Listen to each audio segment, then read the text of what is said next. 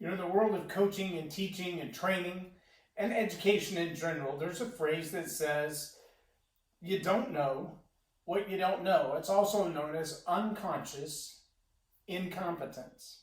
You don't know what you don't know. Welcome to Leading Leaders Podcast. 5-minute videos, 5 days a week. I'm Loren Norris with Leading Leaders Podcast. Let me put that in the world of real life experiences, because there's actually another word for you don't know what you don't know. When I was late high school, maybe junior, senior year, a friend and I came across a bicycle, and we didn't know what we didn't know. We were convinced, and I think we paid $20 for this bicycle. We were convinced by the guy who sold it to us that it had 3 speeds. Not only had one sprocket, and as many times as we took that thing apart, it looked like a normal bicycle, but we were convinced by the guy who sold it to us that it was a 3-speed bicycle. He said, here's the trick to it though. Like many 10 speeds, you have to use the handbrakes, because the way this bike shifts gears, you ready for this, is when you pedal backwards a little bit. So you pedal forwards. When you pedal backwards once, it shifts gears inside, and then you pedal forward, you're in the other gear. And then when you pedal backwards, it shifts gears again, and you're in the other gear. But if you pedal backwards a third time, you go from first to second to third to first, and you start over again. You only want to do that if you're going up a hill. And he had us thoroughly convinced. And so we would jump on that bicycle and pedal our little hearts out. And then we would get up to a certain speed, and we would start pedaling backwards and shift into the next gear, because that's what you do, right? Well, my sister was insistent on riding this bike. And we realized that she was as gullible as we were. That's the word for don't know what you don't know, gullible.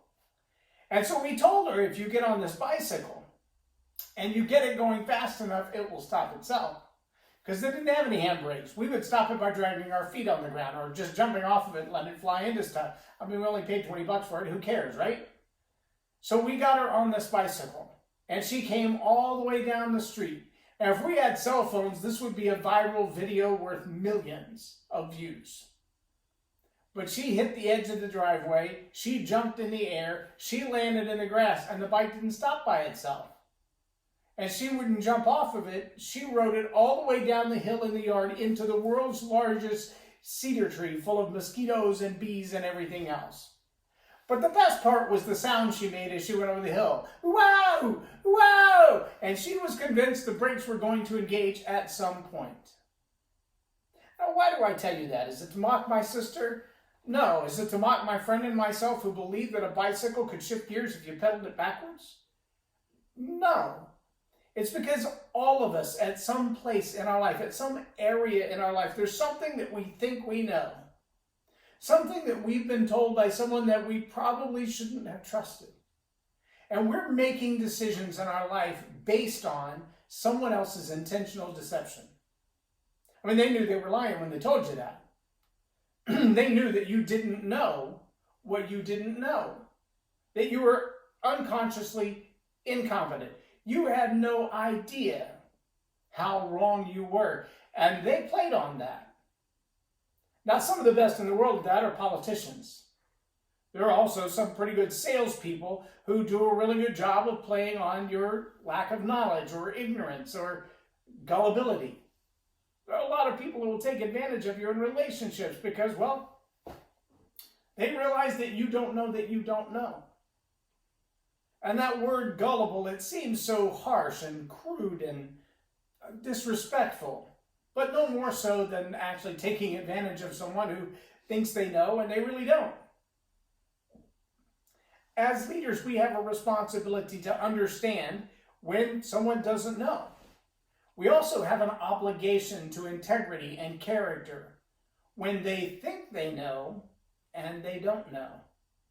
It's real easy to take advantage of people who arrogantly or confidently believe that they know, but they don't know. As leaders, your job is to make sure that you inform them, that you educate them, that you enlighten them, and don't take advantage of them, because that reeks of a lack of integrity. They may be gullible, but you're the fool. I'm Loren Norris with Leading Leaders Podcast, or Tell It Like It Is TV. Have a blessed day. Subscribe now for our extensive video library of leadership lessons promoting faith, family, and freedom.